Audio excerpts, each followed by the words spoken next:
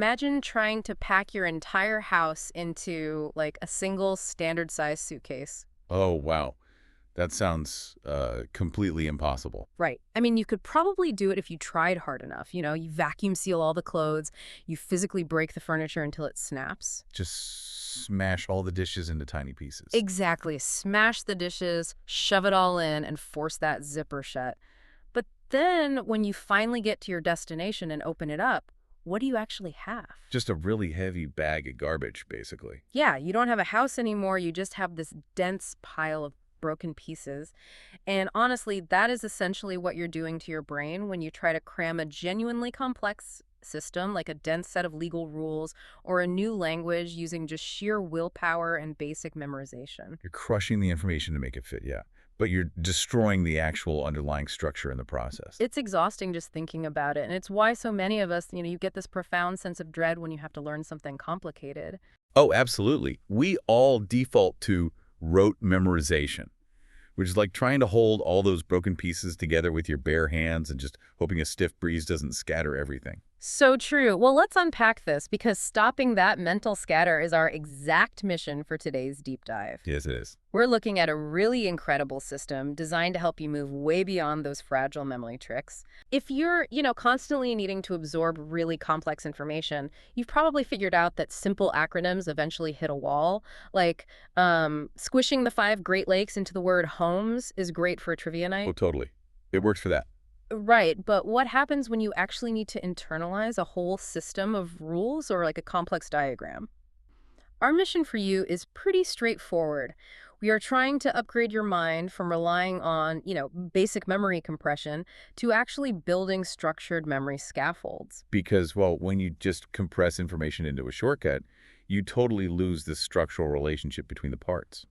I mean, there's no stable starting point to rebuild a larger, complex concept. Yeah, that makes sense. It's a trick, really, not a framework.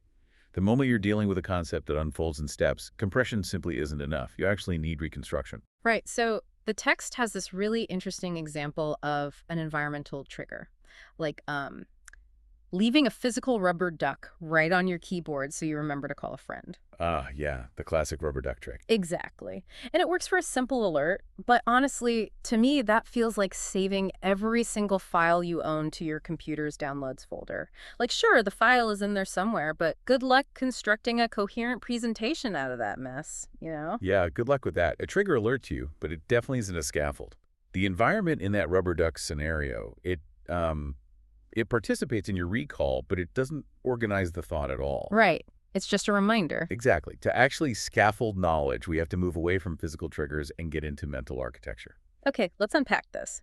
Which brings us to the text's main example for actual scaffolding, learning the English zero conditional. So these are grammar rules for facts or things that just always happen. Right, the universal truths. Yeah, and the source suggests making a little mini movie about a cactus. The plot is simply if the cactus gets water, it swells.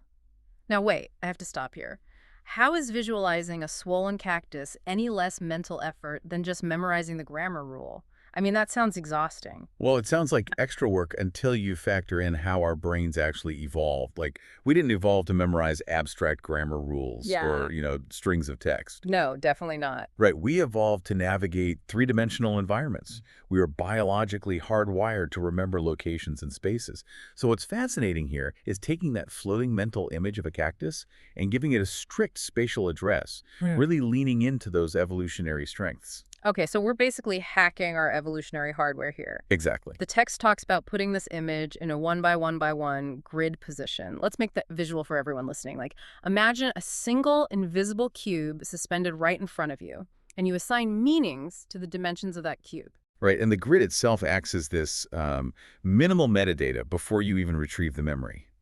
Let's say the bottom half of the cube means underground and the top half means overground. Then you assign continents to the faces. Like, the front face is Africa, the left face is Asia. Yeah, exactly. And the right face is Europe. So by placing that mental cactus in the top left corner of the cube, it automatically translates to overground in Asia. Oh, wow. Okay, so suddenly I'm picturing this cactus sitting on a swanky rooftop bar in Singapore. Right. It's not just some random doodle anymore. It is anchored in a highly specific space. And that anchor completely changes how we interact with our own thoughts. Because without a spatial anchor, your starting point is totally unstable. Hmm. You strain to reconstruct a memory out of the void every single time. Yeah, that blank page feeling. Exactly. Yeah. But with an address, you just navigate to that location in your mind. From that stable entry point, the mini-movie becomes the construction process. Here's where it gets really interesting to me. You aren't desperately trying to recall the abstract rule anymore. You just watch the movie play out from left to right in that Singapore rooftop bar.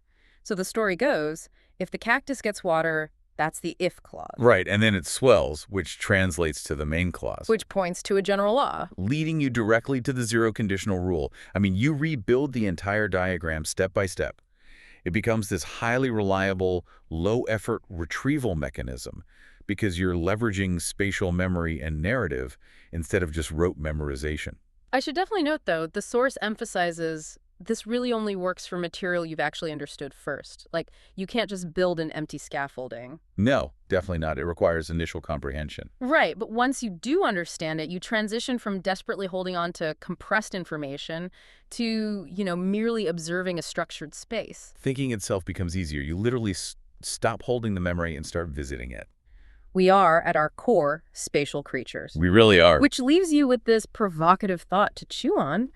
If our brains are biologically wired for 3D spatial addresses, how might our everyday reliance on flat, two-dimensional digital screens be fundamentally altering our ability to learn and build those mental blueprints? Oh, well, yeah. Just something to consider the next time you find yourself staring at a screen. Thank you so much for joining us on this deep dive. Until next time, remember to slow down, find your anchors, and genuinely think inside the box.